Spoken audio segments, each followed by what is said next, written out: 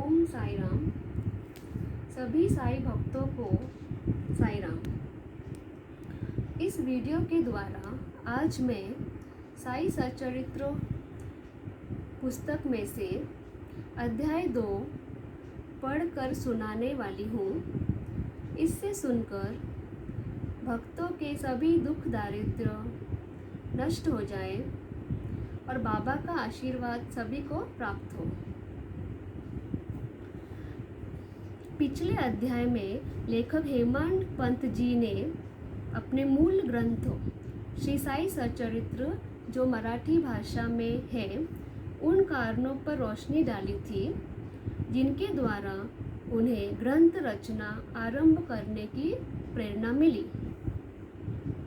ग्रंथ लिखने का उद्देश्य, किस प्रकार हैजा रोग के प्रकोप को गेहूं पिसवाकर तथा उसको गांव के बाहर फेंकवा कर रोका तथा उसको समाप्त किया। बाबा की इस लीला का वर्णन पहले अध्याय में किया जा चुका है। मैंने अन्य भी लीलाएं सुनी जिनसे मेरे हृदय को अति आनंद मिला और यही आनंद का स्तोत्र काव्य रूप में भी हुआ। मैंने विचार किया कि इन महान अद्भुत लीलाओं का वर्णन बाबा के भक्तों के लिए मनोरंजक एवं शिक्षाप्रद सिद्ध होगा तथा उनके पाप समूल नष्ट हो जाएंगे। इसलिए मैंने बाबा की पावन जीवन गाथा और उनके मधुर उपदेशों को लेखन प्रारंभ कर दिया। श्री साई की जीवनी न तो उलझन पूर्ण है और न सीमित है, वरन सत्य के मार्ग का यथार्थ दर्शन कराती है।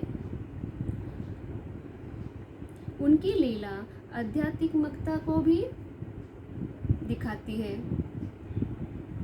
श्री हेमाड पंत के मन में विचार आया कि मैं इस कार्य मतलब ग्रंथ लेखन के लिए उपयुक्त पात्र नहीं हूँ। अवतारों की प्रवृत्ति का वर्णन वेद में भी नहीं कर पाते।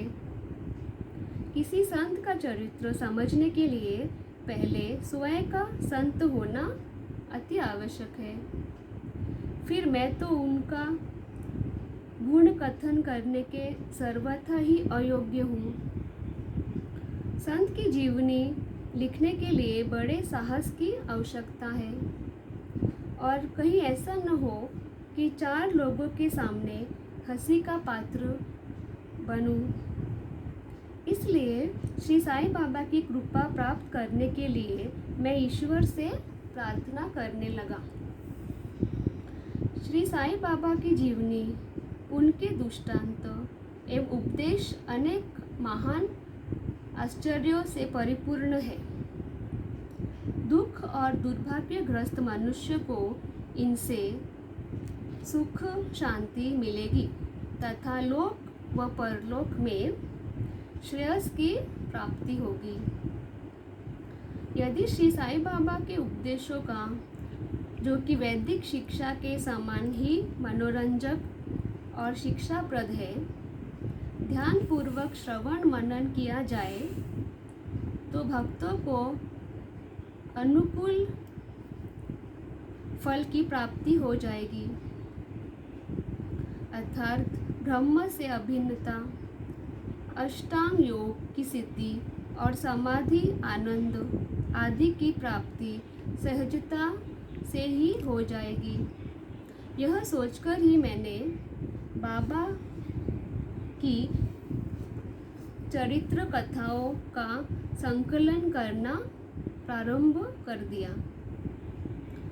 साथ ही यह विचार भी आया कि मेरे लिए सबसे उत्तम साधना भी यही है। जो भोले भाले प्राणी श्री साई बाबा के दर्शनों से वंचित रहे हैं, उन्हें यह चरित्र अति आनंददायक लगेगा। अतः मैंने भी अपना अहम भाव उनके श्री चरणों पर न्योछावर कर दिया। मैंने सोचा कि अब मेरा मार्ग अति सुगम हो गया है। और बाबा मुझे इहलोक और परलोक में सुखी बना देंगे। मैं स्वयं बाबा की आज्ञा प्राप्त करने का साहस नहीं जुटा सकता था, अतः मैंने श्री माधव राव उपनाम श्यामा, जो कि बाबा के अंतरंग भक्तों में से थे, इस हेतु प्रार्थना की। उन्होंने इस कार्य के लिए श्री साईं बाबा से विनम्र शब्दों में इस प्रकार प्रार्थना की। ये अन्ना साहेब आपकी जीवनी लिखने के लिए बड़े उत्सुक हैं, परंतु आप कृपा ऐसा न कहना कि मैं तो एक फ़कीर हूँ और मेरी जीवनी लिखने की आवश्यकता ही क्या है। आपकी केवल कृपा और अनुमति से ही ये लिख पाएंगे, अथवा आपके श्री चरणों का पुण्य प्रताप ही इस कार्य को सफल बनाएगा। आपकी अनुमति तथा आशीर्वाद के अभाव में कोई भी कार्य सफल नहीं हो सकता। यह प्रार्थना सुनकर बाबा को दया आ गई। उन्होंने आश्वासन और उदी देकर अपना वरद हस्त मेरे सिर पर रखा और कहने लगे कि इन्हें जीवनी और दृष्टांतों को एकत्रित कर लिपिबद्ध करने दो, मैं इनकी सहायता करूँगा। मैं स्वयं ही अपनी जीवनी लिखकर भक्तों को और उनकी इच्छा पूर्ण करूँगा, परंतु इनको अपना त्याग कर मेरी शरण में आना होगा।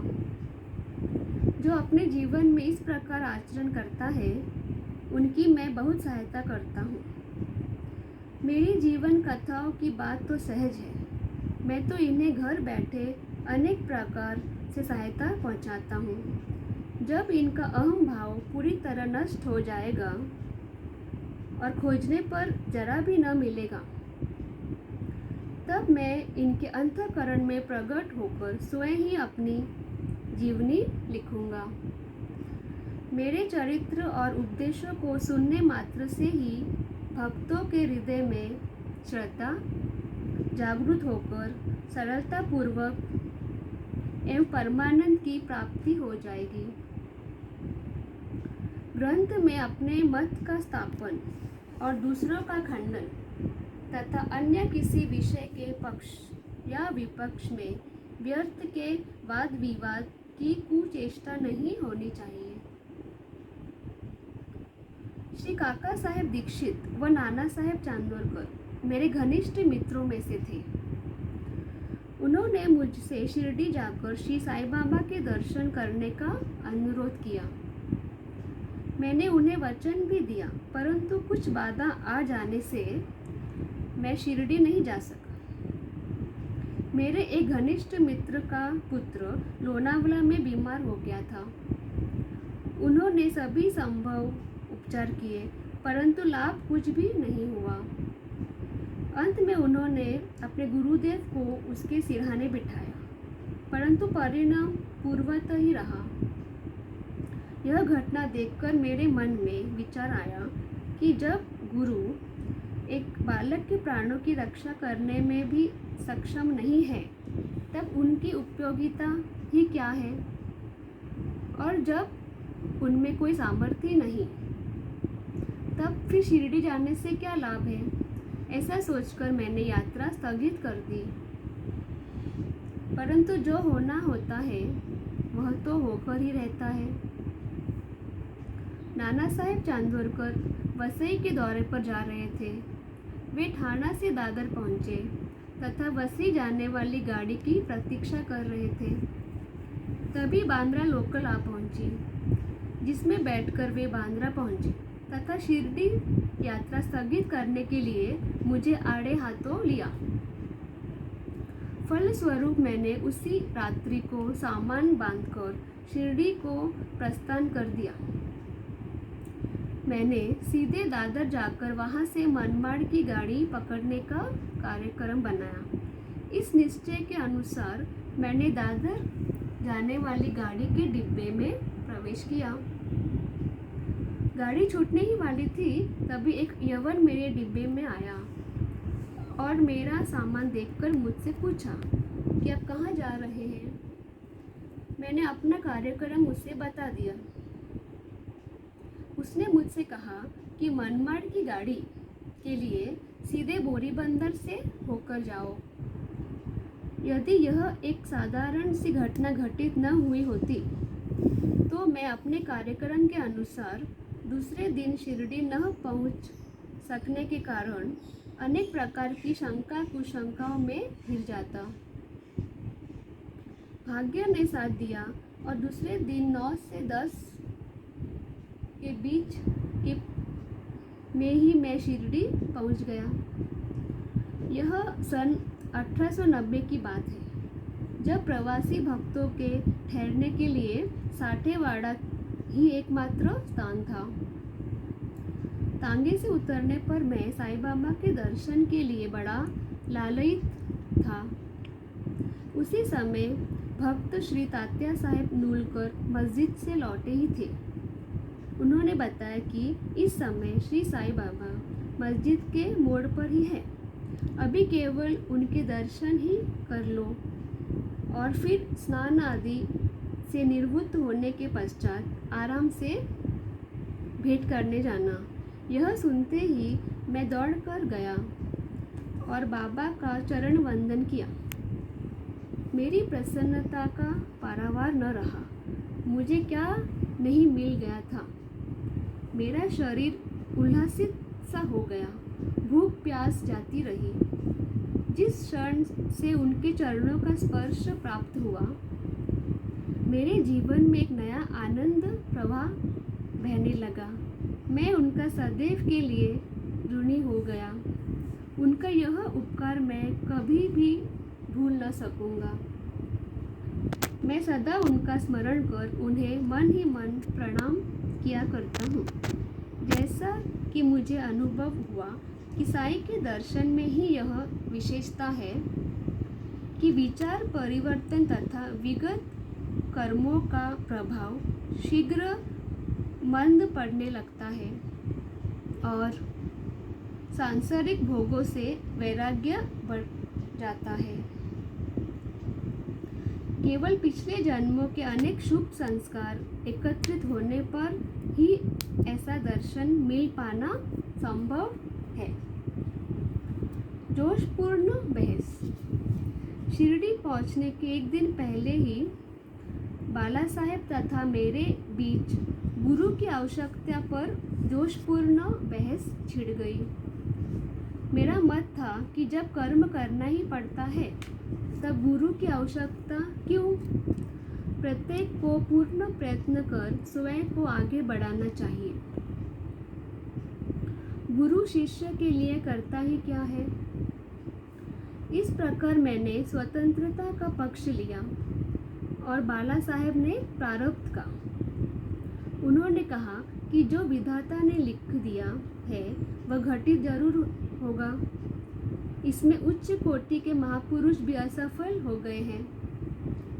कहावत है, मेरे मन कछु और है, साईं के मन कछु और। यह अहंकार तुम्हारी कुछ भी सहायता न कर सकेगा। इस प्रकार दोनों पक्षों के खंडन मंडन में लगभग 1 घंटा व्यतीत हो गया और सदैव की भांति कोई निष्कर्ष न निकल सका। परिणाम यह हुआ कि मेरी मानसिक शांति भंग हो गई और मुझे लगा कि जब तक घोर दैहिक बुद्धि और अहंकार न हो तब तक विवाद संभव नहीं। वस्तुतः यह अहम भाव ही विवाद की जड़ है। जब अन्य लोगों के साथ मैं मस्जिद गया तब बाबा ने काका साहेब को संबोधित कर प्रश्न किया कि साठेवाड़े में क्या चल रहा था, किस विषय पर विवाद था। फिर मेरी ओर देखकर बोले कि इस हेमाड पंत ने क्या कहा। ये शब्द सुनकर मुझे घोर आश्चर्य हुआ। साठेवाड़ा और मस्जिद में प्राय खूब अंतर था। अंतर्यामी हुए बिना बाबा को विवाद का ज्ञान भला कैसे हो सकता था। आखिर मैं इस निष्कर्ष पर पहुंचा कि कहीं मेरे अहम भाव को नष्ट करने के लिए ही तो बाबा ने इस अस्त्र का प्रयोग किया है, ताकि मैं भविष्य में सदैव के लिए निराभिमानी एवं विनम्र हो जाऊं। सब जानते हैं कि कालानंतर में हेमाड पंथ ने श्री साई बाबा संस्थान का प्रबंध कितने सुचारू ढंग से किया था, हिसाब किताब आदि कितने उत्तम प्रकार से रखे, तथा साथ ही साथ महाकाव्य साई सचरित्र की रचना भी की। उस ग्रंथ में महत्वपूर्ण और आध्यात्मिक विषयों जैसे ज्ञान, भक्ति, वैराग्य, शरणागति व आत्मनिवेदन आदि का समावेश है। गुरु की आवश्यकता। इस विषय में बाबा ने क्या विचार प्रकट किए, इस पर हेमाड पंथ द्वारा लिखित कोई लेख प्राप्त नहीं है, परंतु काका साहेब दीक्षित ने इस विषय पर उनके लेख प्रकाशित किए हैं। बाबा से भेंट करने के लिए अगले दिन हेमाड पंथ और काका साहेब मस्जिद में गए और उनसे घर लौटने की अनुमति मांगी। बाबा ने अनुमति दे दी। किसी ने प्रश्न किया, बाबा कहाँ जाए?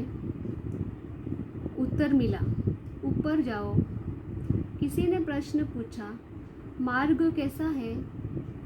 बाबा बोले, नाना पंथ है, यहाँ से भी एक मार्ग है, लेकिन यह मार्ग कठिन है तथा शेर और भेड़िए भी मिल सकते हैं। काका साहब बोले, यदि मार्गदर्शक साथ हो तो? बाबा ने इस पर सुंदर उत्तर दिया है, तब कोई परेशानी नहीं होगी।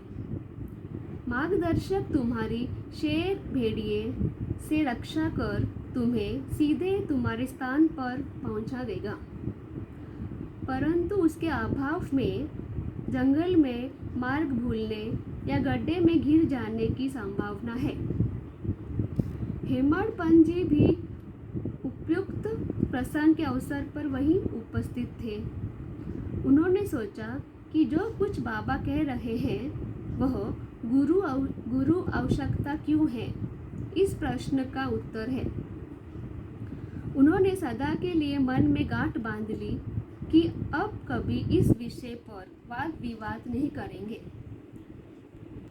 बल्कि इसके विपरीत यथार्थ में परमार्थ लाभ केवल गुरु के उपदेश पालन में ही निहित है। यहाँ पर अध्याय 2 समाप्त होता है। यह अध्याय सुनकर साईं बाबा का आशीर्वाद और प्रेम आप पर और आपके परिवार पर सदा रहे, ऐसी प्रार्थना बाबा से है। ओम साई राम।